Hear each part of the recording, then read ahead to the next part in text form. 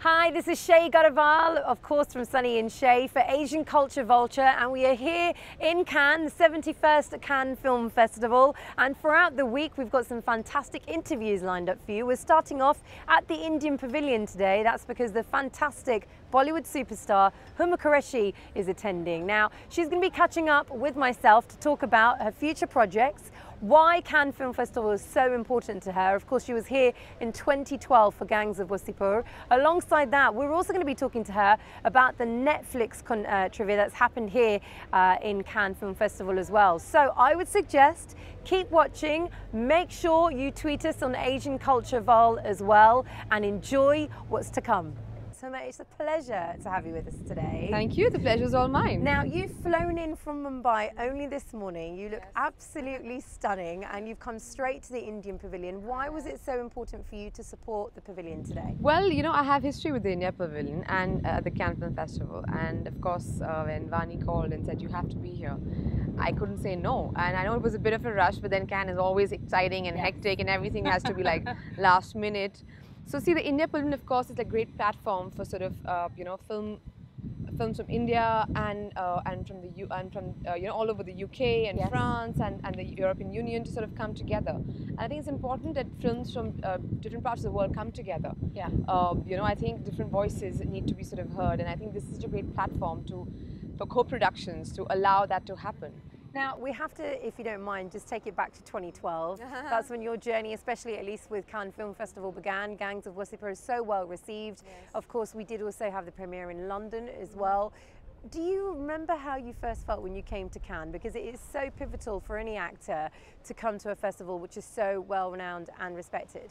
I felt scared and wet because it was raining that day. Oh, great. And I remember standing right here and I was drenched. Yeah. Because literally, like, the car couldn't get in, and so we had to literally walk across, and I was completely drenched.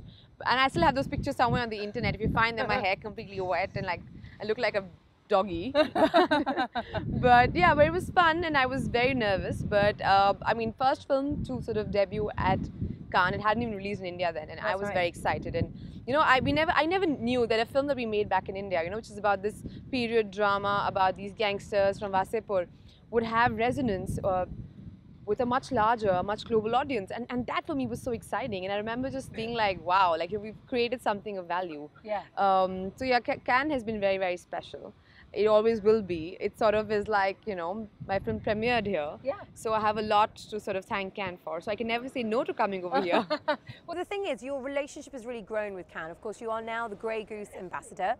Tomorrow, 3 o'clock in the afternoon, you are going to be on the red carpet. I'm going to wear a dress and I'm going to walk. Oh, yeah. So how important is it for you to be able to do that, to have an ambassadorship? And then, of course, not only just bringing your films, but also just attending the festival itself? Well, the thing is, you know, Cannes has been about films and about like these really soulful films, and also about fashion. Yes. And you sort of can't have one without the other. And I think I've done the film bit, not only the fashion bit. Yeah. So yeah, I think Grey Goose. I mean, when they got me on board, I was excited because I knew how important it would be, and I'm excited to do the whole red carpet walk. And I think it's really fun. Do you think when you come to somewhere like Cannes, of course today it's completely packed, and it's only the beginning of the festival. This is just starting. We wouldn't even be able to walk around here. You have no idea. It's going to be crazy. Exactly.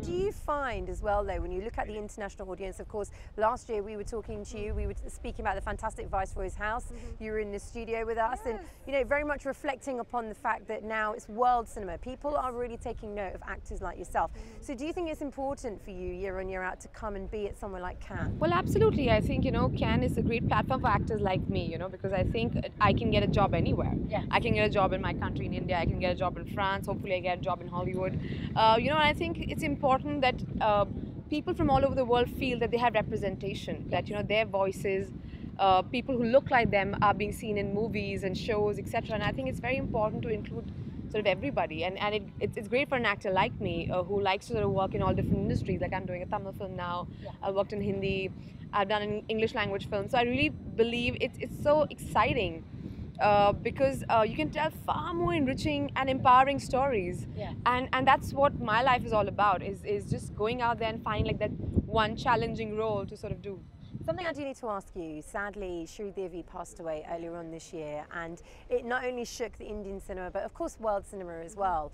You know, she was very vocal and outspoken about women being able to do what they want to do, right? We've had internationally the Me Too campaigns, and I know when we spoke to you last year with Viceroy's House, you were just talking about the fact that you should be judged on your work rather than your gender. Do you feel that even now in 2018 it is just as important for voices like yourself to be outspoken, not necessarily representing women, but just about quality within film? Well, absolutely, and I think it's been far too long that either women were sort of given these sort of cameo roles. Yes. You know, if they were the leading ladies, but they didn't have as much to do as the men did, or they weren't paid as much, or they weren't giving the same kind of treatment as their male co-stars. And I think it's sad, you know. I should not be judged. I mean, judge me for the quality of work that I'm doing, or the amount of work I'm doing. Don't judge me because, you know, I'm a woman or I'm a man. And I think it's a very myopic way of looking at the whole thing. And I think today, but the good thing is that the conversation has started, and women today are questioning it. And there's so many amazing men who are supporting us in this campaign, in a more fairer world. And I think I am a great believer that things will change. I hope they change in our lifetimes. Yeah, absolutely. You know, and I'm happy to feel in some small way that we're part of that big change.